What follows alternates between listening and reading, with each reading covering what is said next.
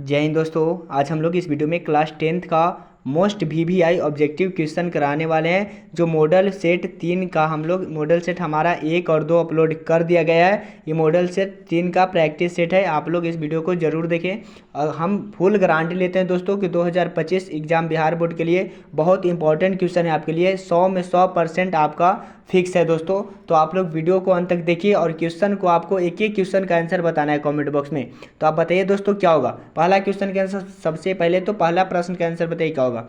जाति प्रथा किस प्रकार का श्रम विभाजन है। तो जाति प्रथा जो किस प्रकार का श्रम विभाजन है, तो अस्वाभाविक है। कैसा है? अस्वाभाविक। अब बताइए अगले प्रश्न का आंसर क्या होगा। हक्स क्या थे? हकर्स क्या थे? हकर्स थे तो कौन से थे? तो हम लोग बताएंगे वनस्पति विज्ञान थे। क्या थे? हकर्स क्या थे? वनस्पति वैज्ञानिक थे। इस तरह से बताइए अगले प्रश्न का आंसर क्या होगा। बताइए जल्दी से। जाति प्रथा के अनुसार श्रम विभाजन का आधार क्या है। जाति प्रथा के अनुसार श्रम विभाजन का आधार क्या है। तो जाति प्रथा के अनुसार श्रम विभाजन का पैतृक पेशा है। पैतृक पेशा है दोस्तों। आपका मॉडल सेट 3 करवाया जा रहा है। मॉडल प्रैक्टिस सेट 3 का जितने भी ऑब्जेक्टिव क्वेश्चन है इस वीडियो में ख़त्म हम करने वाले हैं। तो आप लोग आपको देखिए मॉडल सेट हम 12 टोटल करवाने वाले हैं। तो मॉडल सेट 1 और 2 का वीडियो अपलोड कर दिया गया है। ये मॉडल सेट 3 का तैयार हो रहा है। तो 3 आप लोग बहुत इंपॉर्टेंट क्वेश्चन 12 मॉडल सेट का आप रट जाइएगा दोस्तों। आपका एक भी बिहार बोर्ड 2025 जितना भी क्वेश्चन हिंदी का आएगा उससे एक भी क्वेश्चन बाहर नहीं होने वाला है। तो आप खाली आंसर को बताते जाइए और ध्यानपूर्वक क्वेश्चन को देखते जाइए। कितना आपका क्वेश्चन सही होता है और कितना गलत, ये जरूर अपना राय कमेंट बॉक्स में बताइएगा। तो बढ़ते हैं अगले प्रश्न की ओर। बताइए इसका क्या होगा। किससे मोटर की चमक दमक का कोई खतरा नहीं था। तो किससे मोटर की चमक दमक की कोई खतरा नहीं था। तो बताएंगे सेन साहब की पुत्रियों से। सेन साहब की पुत्रियों से नहीं था। इस तरह से बढ़ेंगे अगले प्रश्न का आंसर बताइए क्या होगा। देवनागरी लिपि क्या है। तो देवनागरी लिपि क्या है दोस्तों। अक्षरात्मक लिपि है। क्या है हमारा? अक्षरात्मक लिपि है। इस तरह से बढ़ेंगे अगले प्रश्न के आंसर बताइए क्या होगा। ब ध्वनि का उच्चारण स्थान क्या है। ब ध्वनि का उच्चारण स्थान क्या है। तो बताएंगे ओष्ठ। क्या है दोस्तों? ओष्ठ है। इस तरह से बढ़ेंगे अगले प्रश्न का आंसर क्या होगा। बताइए जल्दी से कमेंट बॉक्स में। समूहवाचक संज्ञा है। समूहवाचक संज्ञा है। तो समूहवाचक इसमें से कौन होगा जल्दी से बताइए। तो सभा में बहुत सारे लोग होते हैं तो समूहवाचक होगा। आप लोग क्वेश्चन का आंसर बताइए दोस्तों क्या होगा। आप लोग बैठे हुए क्यों रह रहे हैं, खाली आंसर को देख रहे हैं, बस हो गया। बताइए इसका आंसर क्या होगा। हिमालय शब्द कौन सी संज्ञा है। तो हिमालय शब्द कौन सी संज्ञा है जल्दी से बताइए। तो बताएंगे जातिवाचक नहीं है, व्यक्तिवाचक है। हिमालय क्या हमारा व्यक्तिवाचक संज्ञा है। इस तरह से बताइए क्या होगा। 9 क्वेश्चन का आंसर क्या होगा। सेन साहब की पुत्रियों में से एक थी। तो सेन साहब के पुत्रियों में से क्या थी दोस्तों। तो आरती थी। क्या थी हमारा? आरती थी।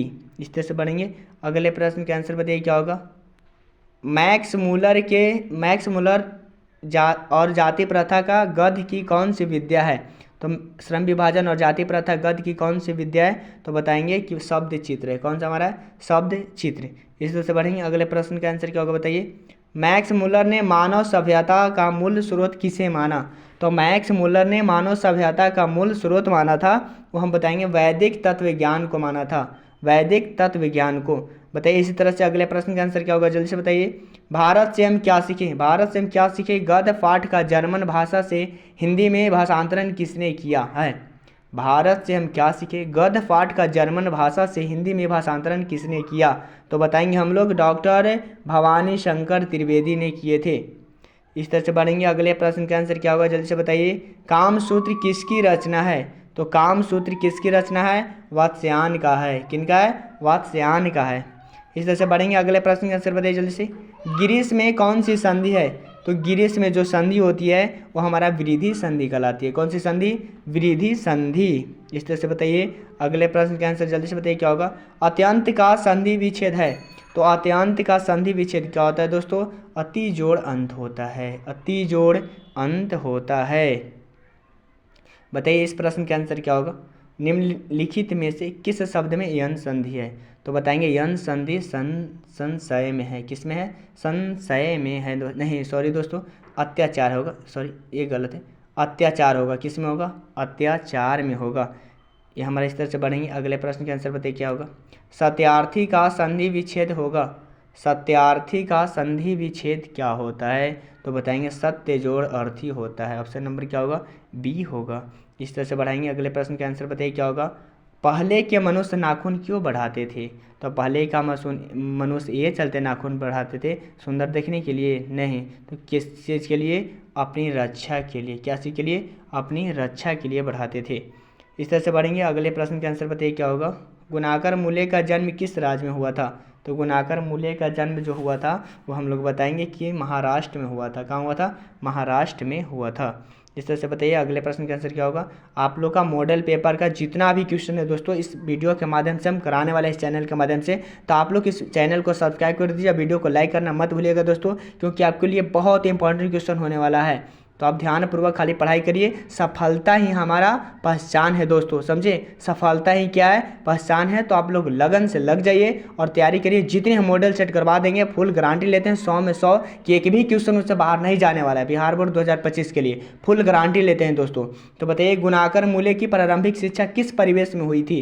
तो गुणाकर मूल्य का प्रारंभिक शिक्षा हुआ था वो हम लोग को ग्रामीण परिवेश में हुआ था। कहाँ पे? ग्रामीण परिवेश में।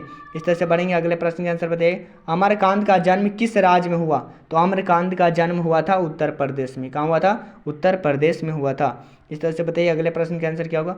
अमरकांत ने सतीश चंद्र कॉलेज बलिया से इंटरमीडिएट कब किया? अमरकांत ने सतीश चंद्र कॉलेज बलिया से इंटरमीडिएट कब किया था?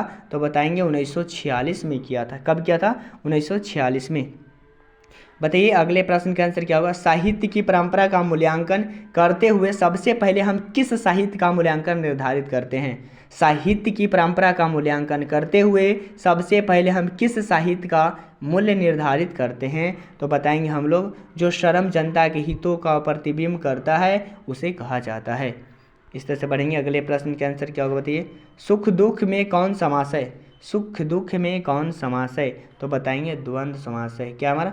द्वंद्व समास है। इस तरह से बढ़ेंगे। अगले प्रश्न का आंसर क्या होगा? संगीत में समास है। संगीतज्ञ में समास कौन है? तो संगीत में जो समास होता है वो तत्पुरुष होता है। क्या होता है? तत्पुरुष। इसी तरह से पढ़ेंगे। अगले प्रश्न के आंसर बताइए क्या होगा? यथासाध में कौन समास है? तो जिसमें यथासाध लगा रहता है वह भी अभिभाव कहलाता है। इस तरह से पढ़ेंगे। अगले प्रश्न का आंसर क्या होगा? चतुर्वेद में समास बताइए। चतुर्वेद में कौन समास है? तो चतुर्वेद में द्विगु समास है। क्या हमारा? द्विगु समास होता है। इस तरह से बताइए इसका क्या होगा? उज्जैनी शब्द में कौन सा उपसर्ग है? तो उज्जैनी शब्द में जो उपसर्ग है उत है। क्या हमारा? उत है। इस तरह से बढ़ेंगे। अगले का प्रश्न का आंसर क्या होगा? जल्दी से बताइए। साहित्य में विकास प्रक्रिया किस तरह संपन्न होती है? साहित्य में विकास प्रक्रिया किस तरह संपन्न होती है? तो बताएंगे समाज की तरह। किसकी तरह? समाज की तरह। इस तरह से पढ़ेंगे। अगले प्रश्न का आंसर बताइए। जीत जीत मैं निरखत हूँ पाठ का संबंध किससे है? तो जीत जीत मैं निरखत हूँ दोस्तों बताइए इसका किस पाठ का संबंध किससे है? इस पाठ का संबंध किससे है? तो हम लोग बताएंगे कि बिरजू महाराज से है। आप लोग मॉडल सेट का हम तीसरा क्लास आज करवा रहे हैं दोस्तों। आप लोग कितना सही कर रहे हैं कितना गलत ये आपका कॉन्फिडेंस बता रहा होगा दोस्तों। आप लगन से लगे रहिए। सफलता ही मेरी पहचान है। ध्यान रखिएगा मेरी बात को दोस्तों। सफलता ही मेरी पहचान है। आप मेहनत करना मत भूलिए। आपकी एक दिन पहचान जरूर बनेगी। समझे दोस्तों? इस तरह से पढ़ेंगे। अगले प्रश्न का आंसर। जीत जीत मैं निरखत हूँ किसकी रचना है? जीत जीत मैं निरखत हूँ किसकी रचना है? तो बिरजू महाराज का है। किसका है दोस्तों? बिरजू महाराज का है। इस तरह से बताइए इसका आंसर क्या? अशोक वाजपेयी लाल शत्रुंज में कितने दिनों तक रहे? अशोक वाजपेयी लाल शत्रुंज में कितने दिनों तक रहे थे? तो हम लोग बताएंगे 19 दिनों तक रहे थे। 19 दिनों तक रहे थे। इस तरह से बढ़ेंगे। अशोक वाजपेयी ने 24 अक्टूबर से 10 नवंबर 1994 तक कुल कितनी रचनाएं की? तो हम लोग बताएंगे अशोक वाजपेयी ने 24 अक्टूबर से 10 नवंबर 1994 तक कुल कितनी रचनाएं की थी? तो बताएंगे 35 कविता और 27 गद्य लिखे थे। इस तरह से बढ़ेंगे। अगले प्रश्न का आंसर बताइएगा होगा। सज्जन में कौन समास है? सज्जन में कौन समास है? तो सज्जन में जो समास हमारा होता है वो सत्य होता है। क्या होता है दोस्तों? सत्य। इस तरह से बढ़ेंगे। अगले प्रश्न का आंसर बताइए क्या होगा? निर्भिमान। निर्भिमान में कौन सा उपसर्ग प्रयुक्त हुआ है? निर्भिमान में कौन सा उपसर्ग प्रयुक्त हुआ है? तो बताएंगे हम लोग कि नीर हुआ है। क्या हो दोस्तों? नीर हुआ है। इस तरह से बढ़ेंगे। अगले प्रश्न का आंसर क्या होगा? समाविष्ट में किस उपसर्ग का प्रयोग हुआ है? तो समाविष्ट में जिस उपसर्ग का प्रयोग हुआ है वो हम लोग को क्या है दोस्तों? सम है। क्या है? सम है। इस तरह से बढ़ेंगे। अगले प्रश्न का आंसर क्या होगा? दाता में प्रत्यय बताइए। दाता में प्रत्यय बताइए। तो दाता में जो प्रत्यय होता है वो हमारा ता होता है। क्या होता है दोस्तों? ता होता है। इस तरह से बढ़ेंगे। विनोद कुमार शुक्ल को साहित्य अकादमी पुरस्कार कब मिला था? विनोद कुमार शुक्ल को साहित्य अकादमी पुरस्कार कब मिला था? तो बताएंगे हम लोग 1990 ईस्वी में मिला था। कब मिला था? 1990 ईस्वी में। झोले में कितनी मछलियाँ थी? तो झोले में हमारे जो मछलियाँ थी वो 3 मछलियाँ थी। कितनी थी? 3 मछलियाँ थी। इस तरह से बढ़ेंगे। अगला प्रश्न, यतीन्द्र मिश्र का जन्म कब हुआ? यतीन्द्र मिश्र का जन्म कब हुआ था?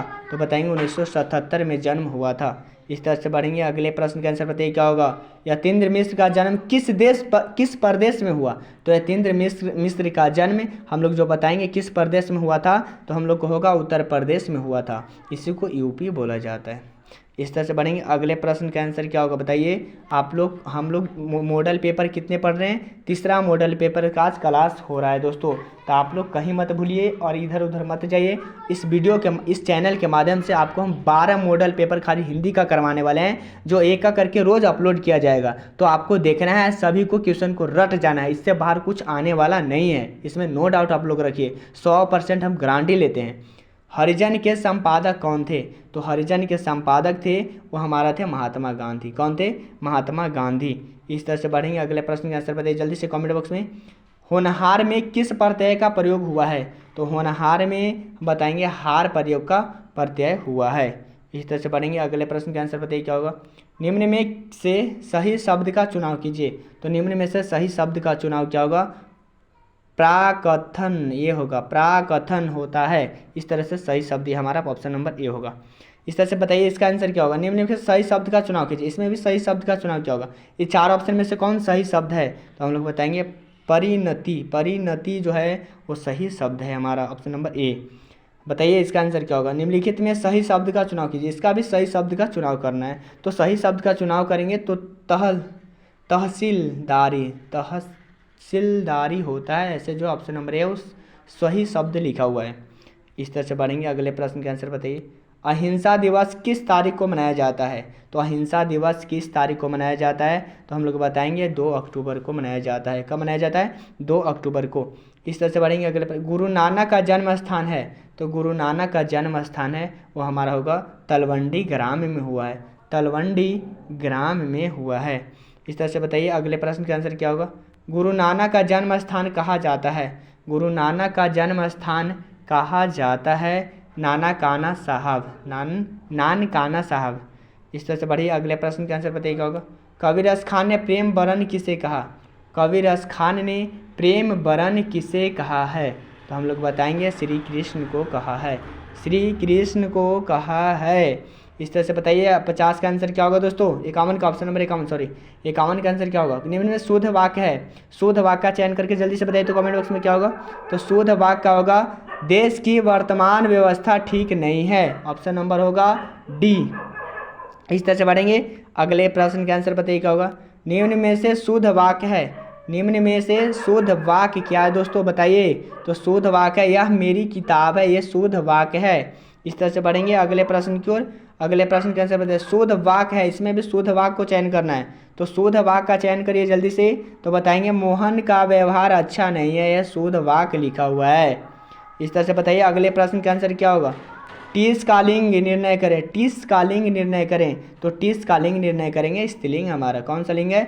स्त्रीलिंग है। इस तरह से बढ़ेंगे। अगले प्रश्न का आंसर क्या होगा? नदनंद किसे कहा गया है? तो नदनंद जिसे कहा गया है श्री कृष्ण को कहा गया है। श्री कृष्ण को कहा गया है। इस तरह से बढ़ेंगे अगले प्रश्न की ओर। रीतिमुक्त काव्य धारा के सिरमौर कवि किन्हें माना जाता है? तो रीतिमुक्त काव्य धारा के सिरमौर कवि किन्हें माना जाता है? तो हम लोग बताएंगे कि रसखान को माना जाता है। किसको माना जाता है? रसखान को। इस तरह से बताएंगे अगले प्रश्न। जहाँ प्रतिष्ठा नहीं वहाँ क्या रहना, यह बात किसके मन में उत्पन्न हुई? तो तो हम लोग बताएंगे बहादुर के मन में उत्पन्न हुई थी। इस तरह से बताइए अगले प्रश्न का आंसर। घनानंद किसके सैनिकों द्वारा मारे गए? तो घनानंद किसके सैनिकों द्वारा मारे गए थे? तो नादिर शाह के सैनिक के द्वारा मारे गए थे। इस तरह से बताइए अगले प्रश्न का। ढोल का लिंग निर्णय करें। ढोल का लिंग निर्णय करें। तो ढोल हमारा उभयलिंग है। ढोल क्या है? उभयलिंग है। इस तरह से बढ़ेंगे अगले प्रश्न के आंसर बताइए। ठोकर का लिंग निर्णय करें। ठोकर का लिंग निर्णय करें। तो ठोकर हमारा स्त्रीलिंग है। कैसा लिंग है? स्त्रीलिंग है। इस तरह से बढ़ेंगे अगले प्रश्न का आंसर बताइए। तलाश का लिंग निर्णय करें। तलाश का लिंग निर्णय करेंगे हम लोग तो बताएंगे ये भी स्त्रीलिंग है हमारा। तलाश भी क्या है? स्त्रीलिंग है। इस तरह से बढ़ेंगे अगले प्रश्न का आंसर क्या होगा। कवि प्रेमगन को भारत में क्या दिखाई नहीं देता है? तो कवि प्रेमगन को भारत में क्या दिखाई नहीं देता है? वो हमारा है भारतीयता। क्या है हमारा? भारतीयता दिखाई नहीं देता है। बताइए इस प्रश्न का आंसर क्या होगा। डफाली का अर्थ क्या है? डफाली का अर्थ होता है बाजा बजने वाला। ऑप्शन नंबर सी होगा। इस तरह से बताइए अगले प्रश्न का आंसर क्या होगा। भारत माता का आंचल कैसा है? तो भारत माता का आंचल कैसा है दोस्तों? तो धूल भरा है। कैसा है? धूल भरा है। इस तरह से बताएंगे अगले प्रश्न का आंसर क्या होगा। सुमित्रानंद पंत ने मिट्टी की प्रतिमा उदासीनी किसे कहा? सुमित्रानंदन पंत ने मिट्टी की प्रतिमा उदासीनी किसे कहा है? तो बताएंगे हम लोग भारत माता को कहा गया है। किसको? भारत माता को। इस क्वेश्चन का आंसर क्या होगा। दिनकर जी को ज्ञानपीठ पुरस्कार किस रचना पर दिया गया है? बताइए दिनकर जी को ज्ञानपीठ पुरस्कार किस रचना पर दिया गया है? तो बताएंगे हम लोग उर्वशी पे दिया गया है। इस तरह से बढ़ेंगे अगले प्रश्न का आंसर क्या होगा। जनतंत्र का जन्म कविता में कवि ने किसे शक्तिशाली कहा है? तो जनतंत्र का जन्म कविता में कवि ने किसे शक्तिशाली कहा? तो हम लोग बताएंगे जिससे कहा वो हमारा कौन थे? जनता को कहा था। इस तरह से बढ़ेंगे अगले प्रश्न का आंसर क्या होगा बताइए। चोर की दाढ़ी में तिनका। चोर के दाढ़ी में तिनका कहावत का सही अर्थ क्या है? तो हम लोग बताएंगे अपराधी स्वतः आशंकित रहता है। अपराधी स्वतः आशंकित रहता है। ऑप्शन नंबर ए होगा। इस तरह से बढ़ेंगे अगले प्रश्न का आंसर क्या होगा बताइए। भैंस के आगे बीन बजाए भैंस बैठ पगुराए कहावत का सही अर्थ क्या है? तो बताएंगे मूर्ख के सामने गुणों का वर्णन व्यर्थ है। ऑप्शन नंबर डी होगा। इस तरह से बताइए अगले प्रश्न का आंसर क्या होगा। मॉडल सेट 3 कंप्लीट करने वाले हैं कुछ ही देरी में, तो आप लोग वीडियो में अंत तक बने रहिए। नाच न जाने आंगना टेढ़ा। नाच न जाने आंगना टेढ़ा कहावत का सही अर्थ क्या है? तो हम लोग बताएंगे कि अपना ऐब छोड़ दूसरों का ऐब दिखाना। ऑप्शन नंबर बी होगा। इस तरह से बढ़ेंगे अगले प्रश्न का। अज्ञेय का मूल निवास कहाँ पर था? तो अज्ञेय का मूल निवास जो था वो पंजाब में था। कहाँ में था? पंजाब में था। इस तरह से बढ़ेंगे अगले प्रश्न के आंसर क्या। अज्ञेय के पिता का क्या नाम था? तो अज्ञेय के पिता का नाम था वो हमारा क्या था? हीरानंद शास्त्री था। हीरानंद शास्त्री को नाम था। बताइए इस क्वेश्चन का आंसर क्या होगा। कवि ने पगड़ी का प्रतीक किसे माना है? तो कवि ने पगड़ी का प्रतीक वृक्ष के ऊपरी भाग में फूल पत्तीदार युक्त टहनियों को माना है। ऑप्शन नंबर सी होगा। इस तरह से बढ़ेंगे अगले प्रश्न का आंसर क्या होगा बताइए। खाकी वर्दी में कौन हमेशा चौकन्ना रहता है? खाकी वर्दी में कौन हमेशा चौकन्ना रहता है? तो बताएंगे हम लोग कि जो हमारा रहते हैं वो हमारा वृक्ष रहता है। कौन रहता है? वृक्ष। इस तरह से बढ़ेंगे अगले प्रश्न का आंसर क्या होगा बताइए। आँख खुलना मुहावरे का अर्थ है। आँख खुलना मुहावरे का क्या अर्थ है? होश में आना। क्या है हमारा? होश में आना होता है। बताइए इस प्रश्न का आंसर क्या होगा। प्रतापी तेजवान तेजोमय किसके पर्यायवाची है? बताइए प्रतापी तेजवान तेजोमय किसके पर्यायवाची होगा? तो हम लोग बताएंगे तेजस्वी का होगा। किसका? तेजस्वी का होगा। अगले प्रश्न का आंसर बताइए। वीरेंद्र डंगवाल का जन्म हुआ था। तो वीरेंद्र डंगवाल का जन्म कब हुआ था दोस्तों? तो हम लोग बताएंगे वीरेंद्र डंगवाल का जन्म 1947 में हुआ था। इस तरह से बढ़ेंगे अगले प्रश्न का आंसर क्या होगा बताइए। वीरेंद्र डंगवाल का जन्म किस राज्य में हुआ? तो वीरेंद्र डंगवाल का जन्म जो हुआ था वो हमारा हुआ था उत्तरांचल प्रदेश में, उत्तरांचल राज्य में हुआ था। उत्तरांचल राज्य में हुआ था। इस तरह से बताइएगा अगला प्रश्न का क्वेश्चन का आंसर क्या होगा। अनामिका किस भाषा में प्राध्यापिका हैं? अनामिका किस विभाग में प्राध्यापिका हैं? तो हम लोग बताएंगे कि अंग्रेजी विभाग में प्राध्यापिका हैं। इस तरह से पढ़ेंगे अगले प्रश्न का आंसर क्या होगा बताइए। गलत पत्ते की चिट्ठी किनकी रचना है? तो गलत पत्ते की चिट्ठी किसकी रचना है? तो हम लोग बताएंगे अनामिका की है, अनामिका की है। बताइए इस प्रश्न का आंसर क्या होगा? जीवनानंद दास का जन्म कब हुआ? तो जीवनानंद दास का जन्म कब हुआ था? 1899 में। कैसा लग रहा है? मॉडल सेट 3 प्रैक्टिस हो रहा है दोस्तों, कैसा चल रहा है आप लोग के बीच? बताइए कमेंट बॉक्स में आप लोग जरूर अपनी राय, और अपने क्वेश्चन पे बने रहिए। आपके लिए बहुत इंपॉर्टेंट क्वेश्चन है। हम फुल 100 में 100% गारंटी लेते हैं कि 2025 बिहार बोर्ड के लिए कहीं आपको जाने की ज़रूरत नहीं है। आपको हम इस वीडियो के माध्यम से कंप्लीट करने वाले हैं। इस तरह से बढ़ेंगे अगले प्रश्न को। वनलता सेन किसका काव्य संकलन है? तो वनलता सेन किसका काव्य संकलन है? तो हम लोग बताएंगे कि जो काव्य संकलन है वो हमारा प्रेमघन का है। किनका है? प्रेमघन का। इस तरह से बढ़ेंगे अगले प्रश्न। किसके बिना प्रभु गृहहीन होंगे? किसके बिना प्रभु गृहहीन होंगे दोस्तों? तो हम लोग बताएंगे कि दास के बिना वो गृहहीन होंगे। ऑप्शन नंबर सी होगा। इस तरह से बताएंगे आप लोग का आंसर क्या होगा? बताइए जल्दी से कमेंट बॉक्स में। झंझावात, झंझावात किसका पर्यायवाची शब्द है? झंझावात किसका पर्यायवाची शब्द है? तो हम लोग बताएंगे तूफान का। किसका है? तूफान का। इस तरह से बताइए अगले प्रश्न का आंसर क्या होगा? उनिंदा का पर्यायवाची शब्द है। उनिंदा का पर्यायवाची शब्द क्या होगा? तो उनिंदा का पर्यायवाची शब्द निर्दालु होगा। क्या होगा? निर्दालु होगा। इस तरह से बढ़ेंगे अगले प्रश्न का। अंत का पर्यायवाची क्या होगा? तो अंत का पर्यायवाची होता है अवसान। क्या होता है? अवसान होता है। इस तरह से बढ़िए अगले प्रश्न की ओर क्या होगा? भारत प्रभु के पादुका की संज्ञा किसे दी गई है?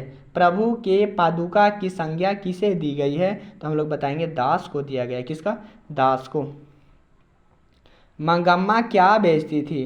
तो ये तो सभी लोग को पता होगा कि मंगम्मा क्या बेचती थी। तो मंगम्मा दही बेचती थी। क्या बेचती थी? दही। ऑप्शन नंबर बी होगा। इस तरह से बढ़ेंगे अगले प्रश्न का आंसर बताइए। दही वाली मंगम्मा कहानी का प्रमुख पात्र क्या है?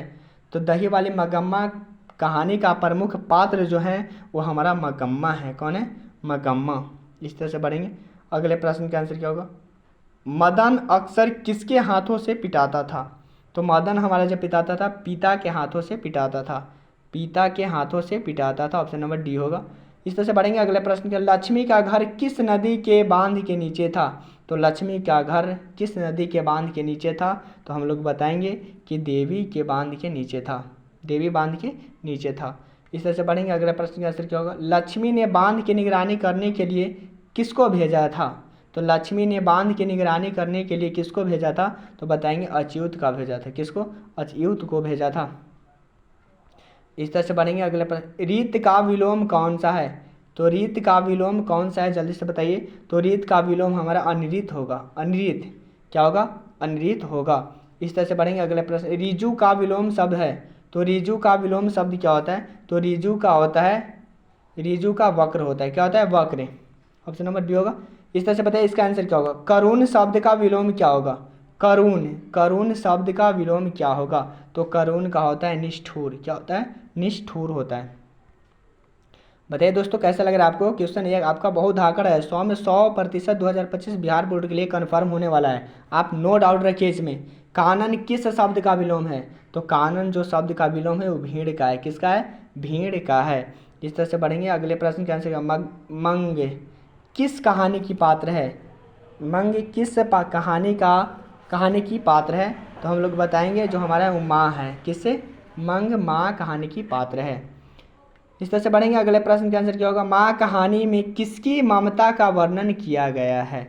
तो माँ कहानी में हम माँ का ही किया गया है। किसका? माँ का ही किया गया है। बताइए इस क्वेश्चन का आंसर क्या होगा? नगर कहानी का प्रमुख पात्र कौन है? तो नगर कहानी का प्रमुख पात्र है वो हमारा क्या है? पापापति है। क्या हमारा? पापापति है। इसी तरह से बढ़ेंगे अगले प्रश्न का आंसर क्या होगा? सीता के बेटों ने सीता को कितने रुपये माहवारी खर्च देने को निर्णय लिया? तो सीता के बेटों ने सीता को कितने रुपये माहवारी खर्च देने का निर्णय लिया था? तो हम लोग बताएंगे 150 रुपये। कितने रुपये? 150 रुपये। चलिए आपका मॉडल सेट 3 कंप्लीट होता है दोस्तों। आप कैसे हैं आप जरूर का अपना राय कमेंट बॉक्स में बताएं। और जितने क्लास 10th का 2025 बिहार बोर्ड के लिए तैयारी कर रहे हैं उन सभी लोगों के पास एक बार वीडियो को शेयर जरूर करेगा दोस्तों। जय हिंद दोस्तों।